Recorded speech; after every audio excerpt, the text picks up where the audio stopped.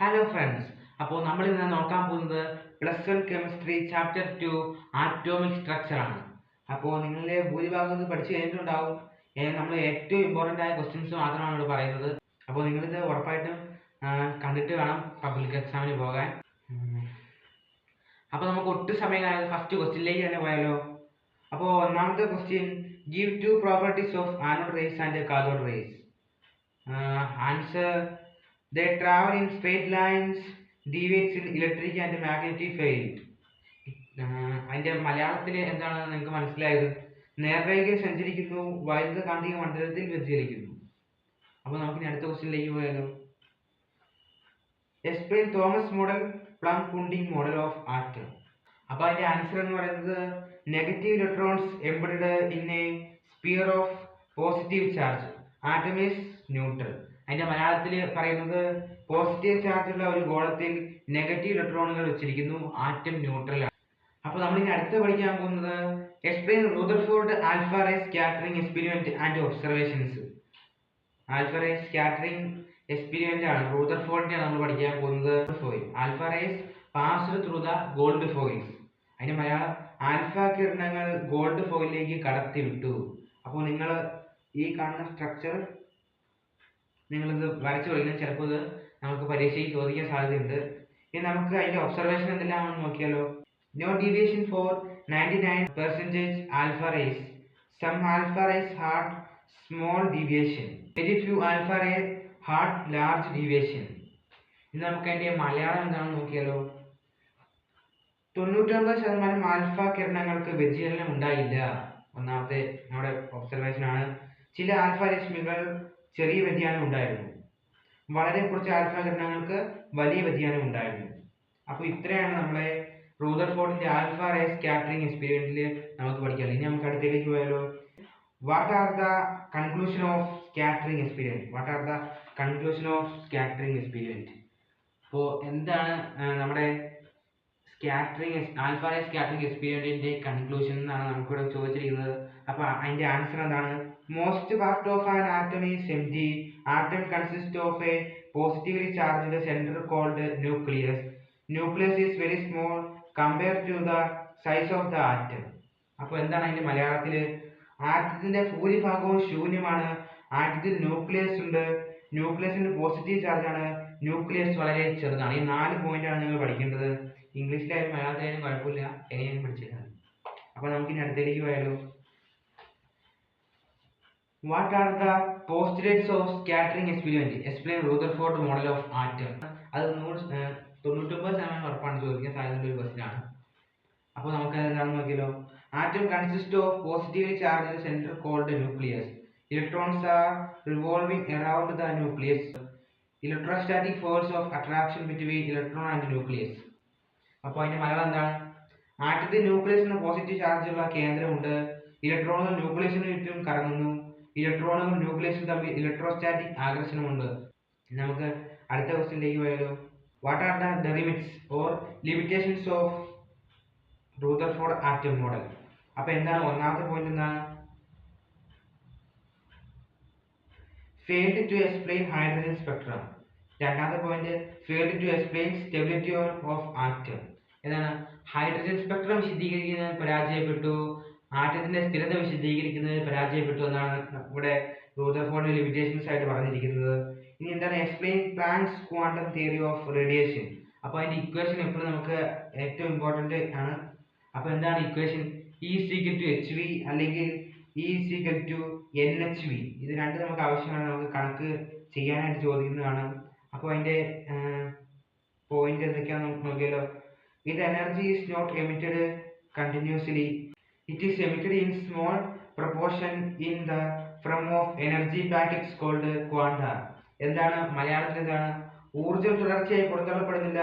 Quanta എന്നറിയപ്പെടുന്ന ഊർജ്ജ പാക്കറ്റുകളുടെ രൂപത്തിൽ പുറന്തള്ളപ്പെടുന്നു. ഇനി നമുക്ക് അടുത്ത ക്വസ്റ്റ്യനിലേക്ക് പോയാലോ. Explain photo electric effect. എന്താണ് ഫോട്ടോ ഇലക്ട്രിക് ഇഫക്റ്റ് എന്ന് നമുക്ക് മോഡൽ പരീക്ഷയിൽ ചോദിച്ചായിരുന്നു. അപ്പോൾ എന്താണ് നോക്കിയാലോ. ലോഹത്തിൽ വെളിച്ചം വരുമ്പോൾ ലോഹത്തിന്റെ ഉപരിതലത്തിൽ നിന്ന് ഇലക്ട്രോണുകളെ പുറന്തള്ളുന്നതിനെ ഫോട്ടോ ഇലക്ട്രിക് ഇഫക്റ്റ് എന്ന് വിളിക്കുന്നത്. ഇതാണ് ഇംഗ്ലീഷിൽ നമുക്ക് എന്താണെന്ന് നോക്കിയാലോ. ഇത് ejection of electrons from the surface of a metal when light falls on its is called photo electric effect. അപ്പോൾ ഇത് ഏറ്റവും ഇമ്പോർട്ടന്റ് ക്വസ്റ്റ്യൻ ആണ്. ഇനി അതിന് കുറച്ച് point. To eject electron minimum frequency called threshold frequency needed. എന്താണ് electron പുറന്തള്ളാൻ minimum ഒരു ഫ്രീക്വൻസി പ്രകാശത്തിന് വേണം, അതിനെ ത്രെഷോൾഡ് ഫ്രീക്വൻസി എന്ന് വിളിക്കുന്നു. 2 പോയിന്റ് പഠിക്കണം. Number of ejected electrons proportional to intensity of light. പ്രകാശത്തിന്റെ തീവ്രതയ്ക്ക് അനുപാതമായിരിക്കും പുറന്തള്ളപ്പെട്ട ഇലക്ട്രോണുകളുടെ എണ്ണം. അപ്പോൾ നിങ്ങൾക്ക് മനസ്സിലാവുന്നുണ്ടെങ്കിൽ അടിയിൽ കമന്റ് ചെയ്യണം. ഇനി നമുക്ക് അടുത്ത ക്വസ്റ്റ്യൻ നോക്കിയാലോ. Explain bore atom model, postulates of bore atom model. ഇനി നമുക്ക് ഇത് രണ്ട് മാറിപ്പോകാൻ നമ്മൾ നോക്കേണ്ടതുണ്ട്. റൂദർഫോർഡ് ആറ്റം മോഡൽ അല്ല, അത് മുമ്പ് നമ്മൾ പഠിച്ചത്.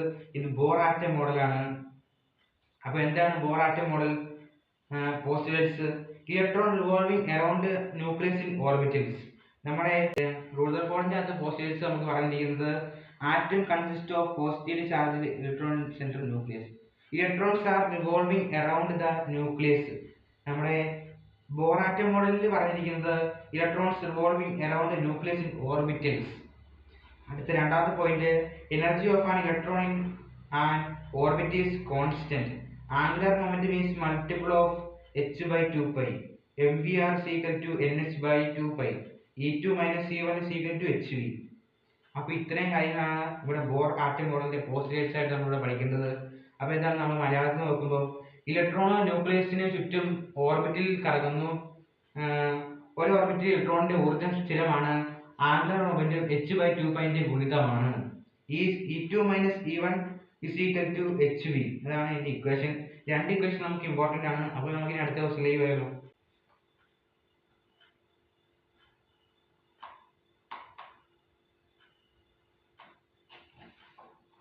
ഇനി അടുത്ത്, what are the limitations, derivates, failures of Bohr model? It failed to explain multi electron spectra. ഇനി രണ്ടാമത്തെ പോയിന്റ് എന്താണ്? It failed to explain dual nature of matter. It failed to explain uncertainty principle. എന്നാൽ മലയാളത്തിൽ നോക്കുമ്പോൾ multi electron spectrum വിശദീകരിക്കുന്നതിൽ പരാജയപ്പെട്ടു, ദ്രവ്യത്തിന്റെ ദൈർഘ്യ സ്വഭാവം വിശദീകരിക്കുന്നതിൽ പരാജയപ്പെട്ടു, അനിശ്ചിതത്വം വിശദീകരിക്കുന്നതിൽ പരാജയപ്പെട്ടു. ഇത് മൂന്നെണ്ണം എഴുതിയിട്ടുണ്ടെങ്കിൽ നിങ്ങൾക്ക് ഇത് നമുക്ക് ചോദിക്കുന്നത് 3 മാർക്കിനൊക്കെ ആയിരിക്കും. അത്ര എഴുതി കൊടുത്തിട്ടുണ്ടെങ്കിൽ നമുക്ക് 3 മാർക്ക് കൈവെള്ളയിലാക്കാവുന്നതാണ്. അപ്പോൾ നമുക്കിനി അടുത്തതിലേക്ക് പോയാലോ. Explain hydrogen spectrum. The different lines in hydrogen spectrum are Lyman series, Balmer series, Paschen series, bracket series, preference series. ഇതിന്റെ റീജിയൻ ആണെന്ന് നമ്മളോട് ചോദിക്കാറുണ്ട്. ലൈമാൻ സീരീസിന്റെ UV ആണ് അൾട്രാ വയലറ്റ്. ഇനി ബ്ലാമറിന്റെ വിസിബിൾ ആണ്. ബാക്കി മൂന്നെണ്ണം ഇൻഫ്രാറെഡ് ആണ്. ഇനി അടുത്തതിലേക്ക് നമുക്ക് വരാം. What are the merits of Bohr model? Explained the stability of an atom. Explained the hydrogen spectrum. എന്താണ്? ആറ്റത്തിന്റെ സ്ഥിരത വിശദീകരിച്ചു, ഹൈഡ്രജൻ സ്പെക്ട്രം വിശദീകരിച്ചു. അപ്പോൾ ഇതാണ് നമ്മുടെ മെറിറ്റ്സ് ഓഫ് ബോർ മോഡൽ. ബോറും തമ്മിൽ മാറിപ്പോകാൻ നിങ്ങൾ പ്രത്യേകം ശ്രദ്ധിക്കണം. ഇനി നമുക്ക് അടുത്തതിലേക്ക് പോയാലോ. Explain de Broglie dual nature of matter and de Broglie equation. എന്താണ് നമുക്ക് നോക്കിയാലോ. Electron show both wave nature and particle nature. അപ്പോൾ എന്താണ് മലയാളത്തിൽ? ഇലക്ട്രോൺ തരംഗ സ്വഭാവവും കണികാ സ്വഭാവവും കാണിക്കുന്നു. അതിന്റെ ഇക്വേഷൻ നമുക്ക് ഏറ്റവും പ്രധാനപ്പെട്ടാണ്. അതിന് നമുക്ക് ക്വസ്റ്റ്യൻ ചോദിക്കുന്നതാണ്. Lambda is equal to h/mv. ഒരു ക്വസ്റ്റ്യൻ ഒരു ഇക്വേഷൻ ഉണ്ട്. Lambda is equal to h/p. നിങ്ങൾക്ക് ഇഷ്ടമുള്ളത് മാത്രം പഠിച്ചാൽ പോരാ, ഇത് രണ്ടെണ്ണം പഠിക്കേണ്ടത് അത്യാവശ്യമാണ്. h is equal to Planck constant. Planck constant വില അവിടെ കൊടുത്തിട്ടുണ്ട്.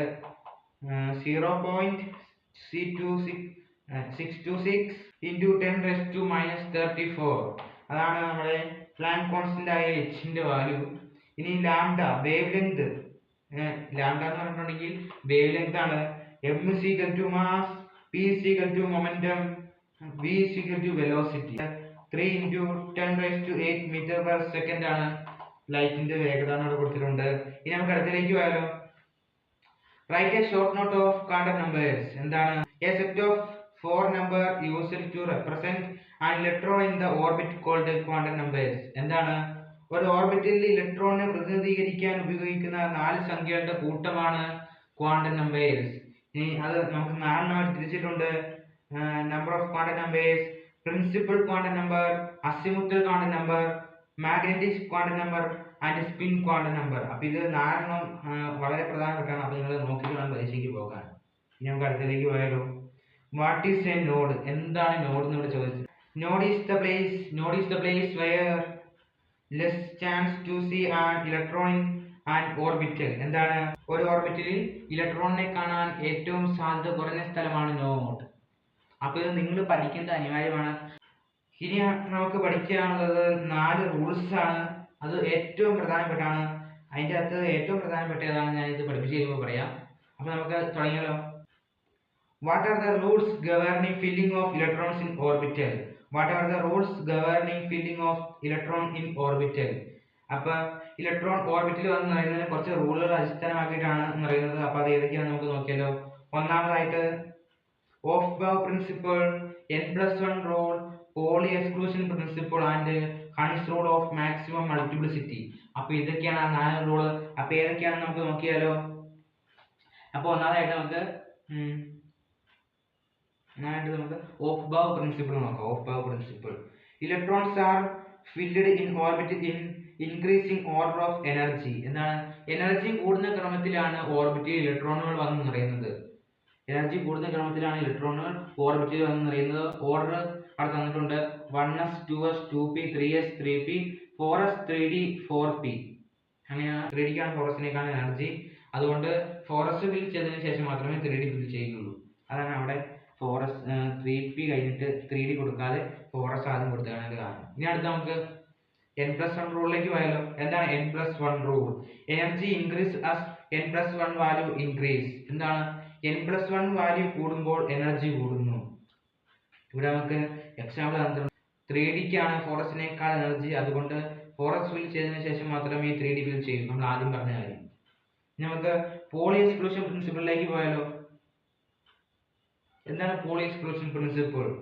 There is no 2 or 4 quantum numbers. An orbital can accommodate only 2 electrons with opposite spin. 4 quantum നമ്പറും ഒരേ വാല്യൂ ഉള്ള 2 ഇലക്ട്രോണുകളും സാധ്യമല്ല എന്നതാണ് പോളി എക്സ്ക്ലൂഷൻ പ്രിൻസിപ്പിളിലൂടെ നമുക്ക് പറഞ്ഞു തരുന്നത്. ഇനി അടുത്ത എന്താണ്? Hund's rule of maximum multiplicity. അപ്പോൾ എന്താണ് നമുക്ക് നോക്കിയാലോ. Pairing of electrons take place only when orbitals are singly occupied. അപ്പോൾ എന്താണ്?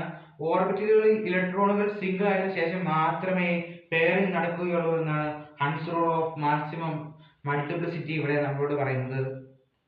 അപ്പോൾ ഇതിൻ്റെ അകത്ത് ഏറ്റവും പ്രധാനപ്പെട്ട ഒരു റൂളാണ് ഏറ്റവും പ്രധാനപ്പെട്ട 2 റൂളുകളാണ് Pauli exclusion principle and Hund's rule of maximum multiplicity. ഇത് രണ്ടുമാണ് ഈ 4 റൂളിൽ ഏറ്റവും പ്രധാനപ്പെട്ടത്. ഇനി ഓരോടെ ചോദിക്കുകയാണ്. അപ്പോൾ ഇതാണ് ഈ പറഞ്ഞ ഏറ്റവും ലാസ്റ്റത്തെ ക്വസ്റ്റ്യൻ ആണ്. Explain Heisenberg uncertainty principle. എന്താണ് ഹെസൻബർഗിന്റെ അൺസർട്ടനിറ്റി പ്രിൻസിപ്പിൾ? എന്താണ് ഹെസൻബർഗിന്റെ അൺസർട്ടനിറ്റി പ്രിൻസിപ്പിൾ എന്ന് നിങ്ങൾക്ക് അറിയാമോ? അറിയാമെങ്കിൽ ഒന്ന് കമന്റ് ചെയ്യും. അപ്പോൾ എന്താണ് നമുക്ക് നോക്കിയാലോ.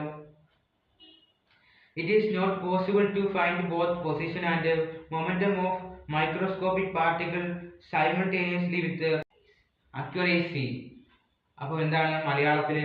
സൂക്ഷ്മ കണികകളുടെ ആവേഗവും സ്ഥാനവും ഒരേ സമയം കൃത്യതയോടെ കണ്ടെത്തുക സാധ്യമല്ല എന്നാണ് ഇവിടെ ഹെസൻബർഗിന്റെ അൺസർട്ടനിറ്റി പ്രിൻസിപ്പിൾ നമ്മളോട് പങ്കുവെക്കുന്നത്. ഇനി അതിന്റെ ഇക്വേഷൻ നമുക്ക് നോക്കിയാലോ. ഇത് വളരെ പ്രധാനപ്പെട്ട ഇക്വേഷൻ ആണ്. Delta P greater than or equal to h/4π. ഇനി ഇവിടെ ഡെൽറ്റ എക്സ് എന്താണെന്ന് കൊടുത്തിട്ടുണ്ട്. ചേഞ്ച് ഇൻ പൊസിഷൻ ആണ് ഡെൽറ്റ എക്സ്. ഡെൽറ്റ പി എന്ന് പറഞ്ഞിട്ടുണ്ടെങ്കിൽ ചേഞ്ച് ഇൻ മൊമെന്റം ആണ്. P is equal to mass into velocity. അതാണ് delta P is equal to m delta v എന്ന് നമുക്ക് ഏതാണ്. h is equal to Planck constant. അതിന്റെ value അവിടെ കൊടുത്തിട്ടുണ്ട്. 6.026 into 10 raised to -34 joules second ആണ് ഇവിടെ പ്ലാങ്ക് കോൺസ്റ്റന്റ് വാല്യൂ തന്നിരിക്കുന്നത്. അപ്പോൾ ഇത്ര നമ്മൾ എഴുതിയാൽ കൊടുക്കുകയാണെങ്കിൽ നമുക്ക് ഈ മാർക്ക് കൈപ്പിടിയിലാക്കാവുന്നതാണ്. ഇത്രയാണ് ഈ ചാപ്റ്റർ 2 ആറ്റോമിക് സ്ട്രക്ചർ എന്ന് പറയുന്ന പാഠത്തിൽ നമുക്ക് പഠിക്കാനുള്ളത്. അപ്പോൾ ഇനി അടുത്ത വീഡിയോയുമായി വീണ്ടും കാണാം. അപ്പോൾ നിങ്ങൾക്ക് ഈ വീഡിയോ ഉപകാരമാവുകയാണെങ്കിൽ ഷെയർ ചെയ്യുക, ലൈക്ക് ചെയ്യുക, സബ്സ്ക്രൈബ് ചെയ്യുക. അപ്പോൾ അടുത്ത വീഡിയോയുമായി വീണ്ടും കാണാം. Thank you.